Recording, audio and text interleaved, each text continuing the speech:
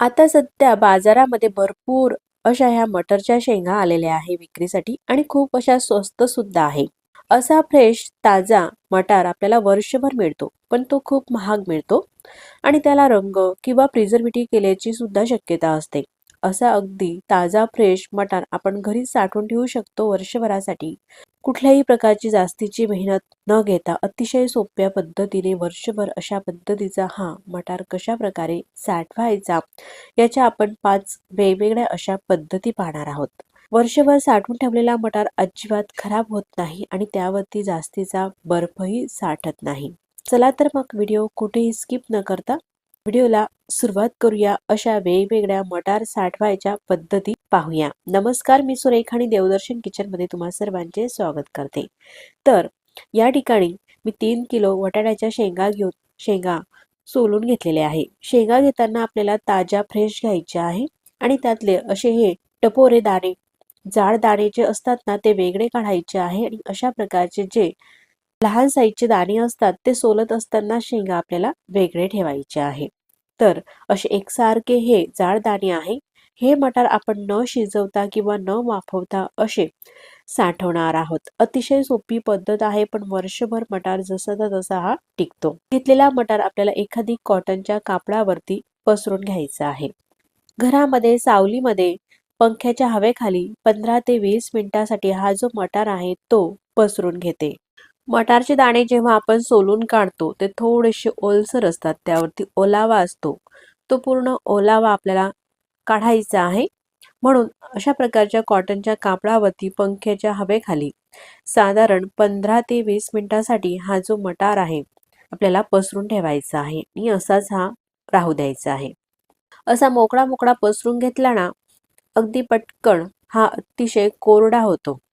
असा कोरडा करून घेतलेला मटार जर का आपण साठवून ठेवला तर तो जसा तसा राहतो, त्यावरती अजिबात बर्फ येत नाही. म्हणून अशा प्रकारे मटार नक्कीच पसरून ठेवा.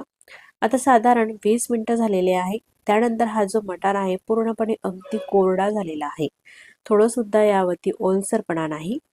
त्यानंतर एखादी भांड्यामध्ये हा मटार काढून घेते. अतिशय सोपी पद्धत आहे. कुठल्याही प्रकारची प्रिझर्वेटिव्ह करायची गरज नाही. तरी सुद्धा न वाफवता हा मटार जसा तसा वर्षभरासाठी मस्त टिकणार आहे. असा हा कोरडा झालेला मटारच आपल्याला घ्यायचा आहे. आता साठवायचं कसं मी तुम्हाला दाखवते. तर हा एक काचेचा डबा घेतलेला आहे. त्या डब्यामध्ये सुरुवातीला मी तुम्हाला मटार साठवून दाखवते. डब्यामध्ये मटार भरताना पूर्णपणे आपल्याला काठोकाठ हा मटार भरायचा आहे. त्यानंतर झाकण लावून घेते. तर मंडळी, हा जो मटार आहे ना आपल्याला वर्षभरासाठी साठवायचा आहे. म्हणून शक्यतो हवाबंद अशा लॉकच्या डब्यांचा वापर करा. अशा प्रकारचे लॉकचे डबे जर का तुमच्याकडे नसतील तर काय वापरायचं तेही मी तुम्हाला पुढे दाखवतच आहे. आता झाकण घट्ट लावलं, डबा बाजूला ठेवते. ही झाली आपली मटार साठवण्याची पहिली पद्धत. आता दुसरी पद्धत मी तुम्हाला दाखवते. आता दुसरी पद्धत दाखवण्यासाठी ही जिपलॉकची बॅग घेतलेली आहे. लहान साईजची आहे.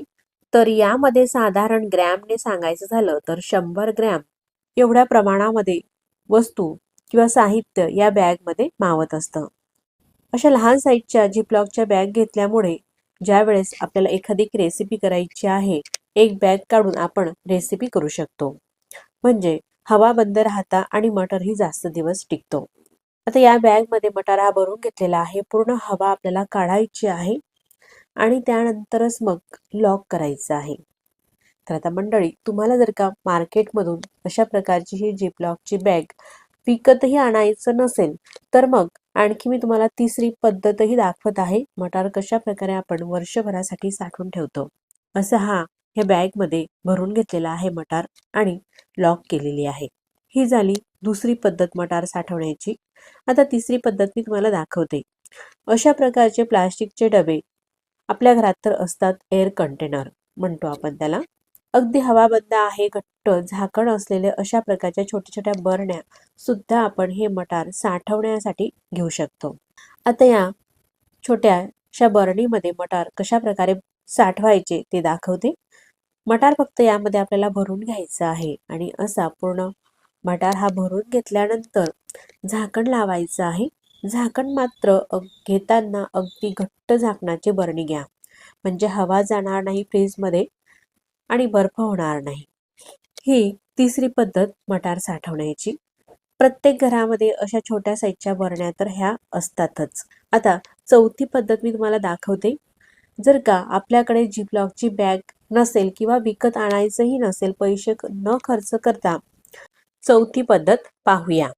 तर अशा पद्धतीची जिपलॉकची बॅग आपल्या घरामध्ये येत असते. यामध्ये फरसाण असते, चिवडा, शेव किंवा चहा पावडरची बॅग सुद्धा अशा प्रकारची येत असते. आपण ती खाली झाल्यानंतर अशाच प्रकारे कचऱ्यामध्ये टाकून देतो. तर अशी बॅग ही टाकून न देता आपण ही मटार साठवण्यासाठी वापरू शकतो. अशा बॅगमध्ये सुद्धा आपण हा मटार साठवून यामध्ये असलेली संपूर्ण हवा ही काढून घ्यायची आहे आणि त्यानंतर अशा प्रकारे ही लॉक करायची आहे. पहा, पूर्णपणे ही लॉक झालेली आहे. कुठेही ही बॅग तुम्हाला लीक दिसत नाही आणि हवा सुद्धा नाही. मटार भरल्यानंतर लॉक करण्याच्या आधी पूर्ण हवा ही काढायची आहे आणि त्यानंतरच मग लॉक करायची आहे. ही आलू भुजीची बॅग आहे, अशी न फेकून देता आपण मटार साठवण्यासाठी या बॅगचा नक्कीच वापर करू शकतो. भरपूर वेगवेगळ्या प्रकारच्या आपल्याकडे अशा प्रकारच्या बॅग येत असतात. त्याचा नक्कीच वापर करून असा उपयोग करा, भरपूर पैसे वाचतील.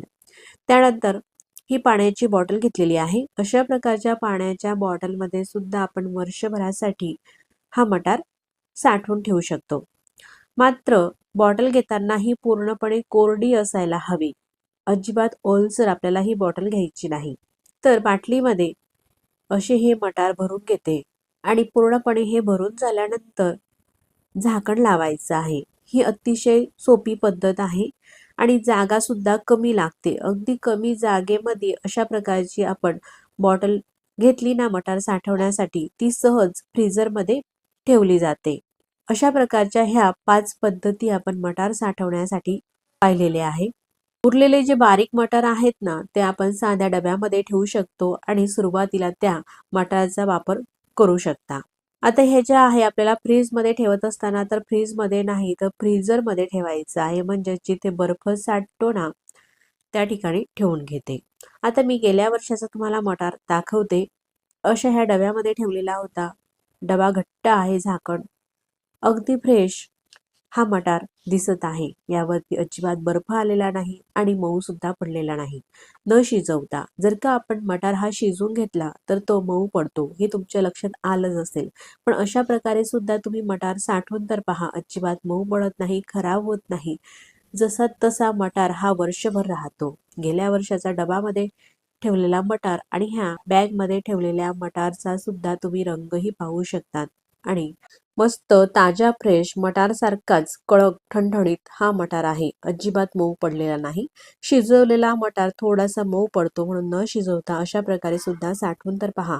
तर मंडळी, मटार साठवून ठेवण्याच्या ह्या पद्धती तुम्हाला कशा वाटल्या मला कमेंट्स करून नक्कीच कळवा आणि व्हिडिओ आवडल्यास तर व्हिडिओला लाईक करा. चॅनलवरती नवीन असाल तर चॅनलला सबस्क्राईब करा. मग पुन्हा भेटू नवीन व्हिडिओ सोबत. तोपर्यंत नमस्कार.